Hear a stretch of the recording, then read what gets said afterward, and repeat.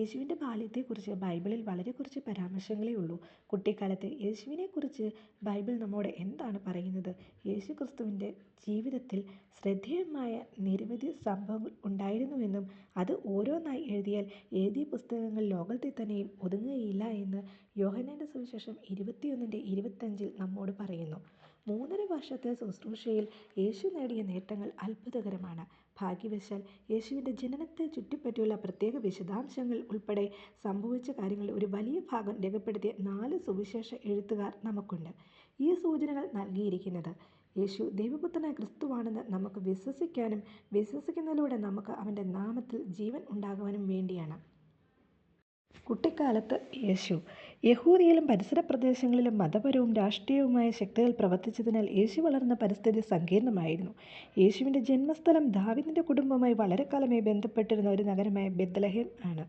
യേശു തൻ്റെ പൂർവിക നഗരത്തിൽ അധികനാൾ താമസിച്ചില്ല. അവൻ്റെ ജനനത്തിന് ശേഷം താമസിയാതെ യോസേഫും മറിയയും യേശുവിനെ യെരുശലേമിലെ ആലയത്തിലേക്ക് കൊണ്ടുവന്നു.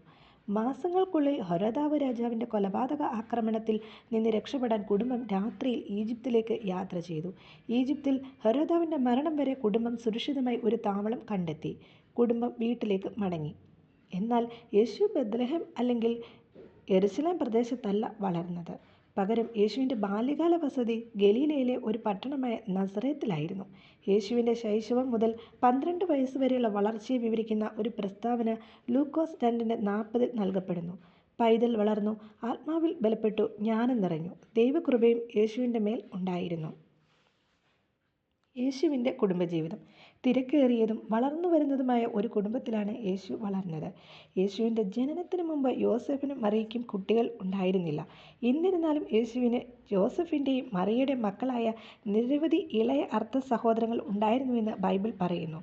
മത്തായി സുവിശേഷത്തിൽ ഇങ്ങനെ പറയുന്നു: 4 സഹോദരന്മാരെ പേരെടുത്ത് പറയുന്നു. യാക്കോബ്, യോസെ, ശീമോൻ, യൂദാസ്. കുറഞ്ഞത് 2 സഹോദരിമാരെങ്കിലും ഉണ്ടായിരുന്നു. യേശു ഒരു മരപ്പണിക്കാരൻ ആയിരുന്നു. യേശുവിനെ തന്നെ മരപ്പണിക്കാരൻ എന്ന് വിളിച്ചിരുന്നുവെന്ന് മർക്കോസിൻ്റെ സുവിശേഷത്തിൽ രേഖപ്പെടുത്തുന്നു. യേശുവിൻ്റെ വളർത്തച്ഛൻ ആയിരുന്ന യോസേഫ് ഒരു മരപ്പണിക്കാരൻ ആയിരുന്നു. അവൻ്റെ ജീവകാലത്ത് ആൺകുട്ടികൾ അവരുടെ പിതാവിൻ്റെ തൊഴിലിൽ പരിശീലനം നേടുന്നത് പതിവായിരുന്നു.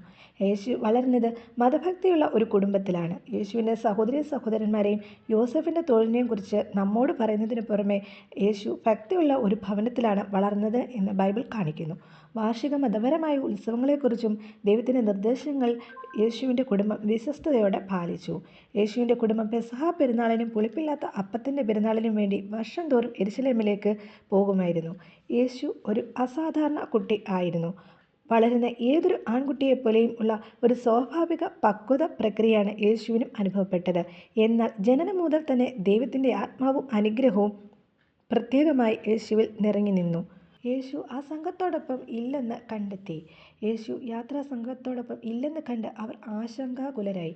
യേശുവിനെ സുരക്ഷിതനായി കണ്ടെത്തുമെന്നുള്ള പ്രതീക്ഷയിൽ അവർ പിറ്റേന്ന് വളരെ പരിഭ്രാന്തിയോടെ യെരുശലേമിലേക്ക് യാത്ര തിരിച്ചു. ബാലനായ യേശു ദേവാലയത്തിൽ ഉത്സവത്തിന് ശേഷമുള്ള 3-ാം ദിവസം അവർ കണ്ടു. ഉപദേഷ്ടാക്കന്മാരുടെ നടുവിൽ ഇരിക്കുന്നതും അവരുടെ ഉപദേശം കേൾക്കുകയും അവരോട് ചോദ്യങ്ങൾ ചോദിക്കുകയും ചെയ്യുന്നത് കണ്ടു. യേശുവിനെ സുരക്ഷിതമായി കണ്ടെത്തിയതിൽ യോസേഫും മറിയയും ആശ്വാസം പ്രാപിച്ചു. യേശുവിനെ അവർ ഒരുപാട് തിരഞ്ഞു എന്ന് പറഞ്ഞപ്പോൾ, എൻ്റെ പിതാവിനുള്ളതിൽ ഞാൻ ഇരിക്കേണ്ടത് എന്ന് ഉത്തരം യേശു പറഞ്ഞു. പിന്നെ യേശു അവരോടുകൂടെ പോയി അവർക്ക് കീഴടങ്ങിയിരുന്നു. യേശു ജ്ഞാനത്തിലും വളർച്ചയിലും ദൈവത്തിൻ്റെയും മനുഷ്യരുടെയും കൃപയിലും മുതിർന്നു വന്നു.